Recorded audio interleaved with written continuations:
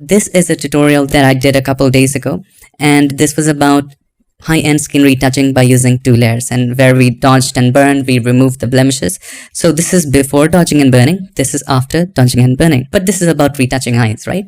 So you can download the action to retouch the eyes right here, or simply click the link in the description. Now let's go to Window and Actions. If the Actions panel is not opened for you, you can just go to Window and then simply choose Actions. Now to load the action, once you download the action, all you gotta do is to click on this grid right there and then click on Load Actions. Now inside of Load Action, locate where your action has been placed or downloaded. Just click on that and click on Load. Piximperfect Retouch Eyes will be loaded. Now let us learn how to use these actions and how can you customize that later. So let's retouch this one eye. We can do the other one later or together, but for the sake of saving time, let's just do this one. All right, this is not a very high resolution image, and I understand most of the photos that you would be working with won't be a very high resolution image. So I'm showing an image which is a representative of the most of the viewers who are watching this video. Thank you so much for giving me your time. Okay, so let's open this set up. Now keep in mind, we cannot export actions, but we can export sets. So inside the set, you will find one action, which is retouching eyes. All right, select the topmost layer and then simply play it. All right, now it's going to tell you remove the veins in the eyes. Now I have not written descriptive explanations, just that's why we are creating this video. Click on stop. Now it will automatically select the healing brush tool, the regular healing brush tool for you. It will automatically select that for you. You don't have to do anything. All right, just make sure that the sample is current and below, and just zoom in and remove the veins in the eyes. To do that, hold the Alt key or the Option key, click to take a sample, and then just paint over the veins. Simple stuff.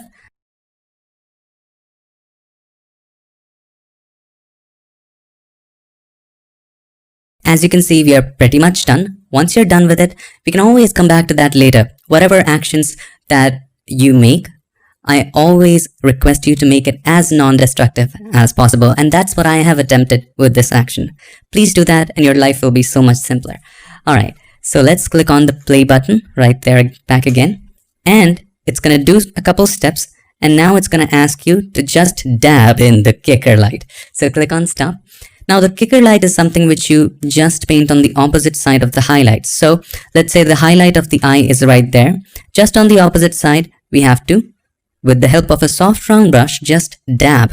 Now it will automatically select the brush for you. You don't have to do anything. It will automatically select white as the foreground color for you and black as the background color for you. You don't have to just reset the swatches or select the colors or do any of that. The action will do that for you.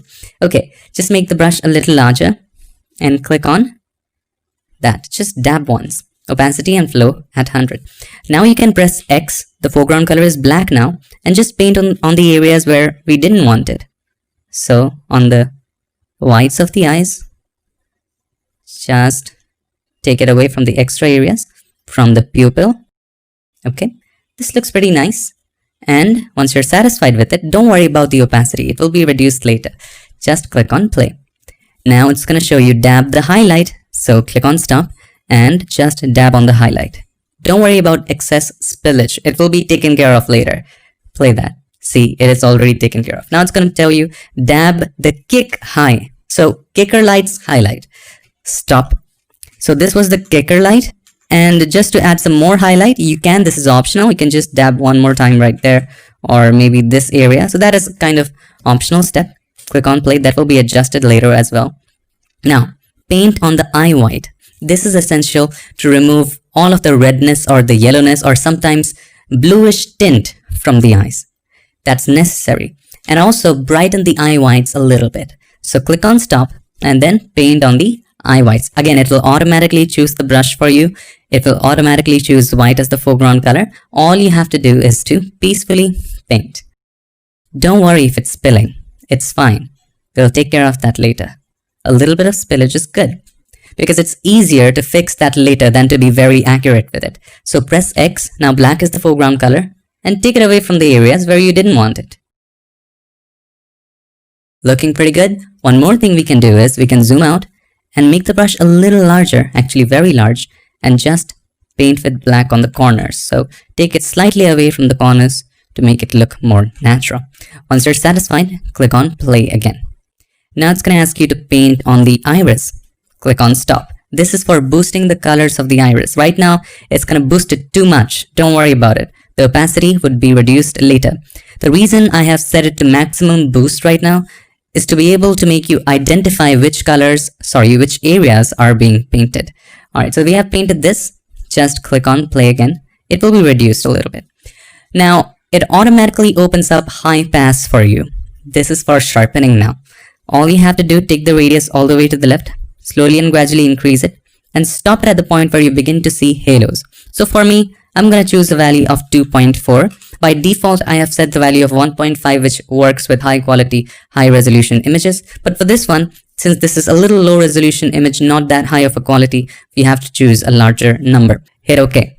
Now it's going to tell you paint on eyes for sharpness. So the areas that you want to sharpen, just paint on those areas. So with the help of the brush, it'll automatically select the brush for you. Brush is already selected. And have a look. White as the foreground color, black as the background color is automatically selected for you with the help of the action. So see, we are sharpening the eyes, sharpen the iris, nearby areas a little bit, not that much, just a little bit of sharpening of these areas. Okay, that looks pretty nice. Zoom out. Looks pretty good.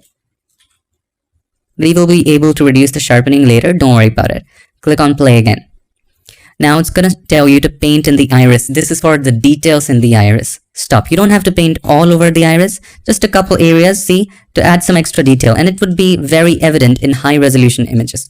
Play that again. And there you have it. It is done. Let's take a look at the before and after. So this is the before. All the veins, not that bright, and it's just plain. This is the after. Just look at the eye. Zoom out and have a better look. This is the before. This is the after. And there's a reason why we have grouped all the layers. And the reason is you can just decrease the opacity. If you don't like that much of an effect, you can decrease the overall opacity, slowly and gradually increase it to the point where you like it. So for this one, I'm going to choose 60 and it's going to be all done. And that's what we can do for our day-to-day workflow. If you want to pay some extra attention and if you have some more time in your hand, you can control the opacity of individual layers and control the properties individually. Let's open up this group and let's understand what each of these layers do. The first one is for removing the veins. If you zoom in, have a look. This is before, you have all the veins. This is after. This one was for simply removing the veins. The second one was for kicker light, right here. If you want less of a kicker light, you can choose this and simply decrease the opacity. If you want more, you can increase the opacity. If you want more than 100% opacity, which you won't in most cases, you can double this layer or simply just increase the curves even more. But anyway, I think the default value was 75 for this action. You can decrease it if you want to. So I'm going to go with about 55 for this image. For your image, it might be 75, it might be 100. Totally depends upon your image. This is for the eye highlight, right? So if you decrease the opacity, see the highlight area is not much highlighted. So how much you want? For this 100 is fine. The iris shine, the extra shine we added to the iris, in this case it was very little, so it doesn't matter in this case. Brightening the eye whites, this one is important. By default, it's set to 50%, okay? So, and if we take it to 100, it begins to look unrealistic. So we can take it to about, let's say, 50% was fine, but let's go for 45. Now, eye whites. This is for removing color cast from the eye whites. So, if we just turn it off, you will see the redness in the eyes to come back. You turn it on, redness, yellowness, and everything goes away. If you want a decreased opacity of that, you can opt for it. So let's go for 75. This one is for boosting the iris color. If you turn it off, the iris doesn't have much color. If you turn it on, the iris has a little more color. This is just for adding some vibrance. So if you go to the properties right now, 50 is the number. If you increase it, there will be more color. If you decrease it, there will be less. So if you want more color out of this, you can actually increase it to 74. And then this is for sharpening the eyes. So if you want more sharpening, increase the opacity, less sharpening, decrease the opacity. You can also change the high pass values by clicking on this arrow button right there. Double clicking on the high pass will allow you to change the high pass values. Similarly, for the iris details, there's one more high pass. So if you click on this arrow right there, double click on the high pass, you can change the high pass values for the iris. If I increase it, it's looking a little interesting and now let's take a look. Here's the before, here's the after. If you want more, you can increase it. I think for me, I'm gonna go with 55. Now let's take a look. Just collapse the group, click on this arrow. Here's the before, here is the after, looking so much better. And even now, if you feel it's kind of too much, you can decrease the opacity. And this time I'm gonna keep it at about 75. Now we could have done it for the other eye simultaneously, but to save time, we did not do it. Now I have a lot of other actions if you're interested. So I have this very nice action called Enhance Color.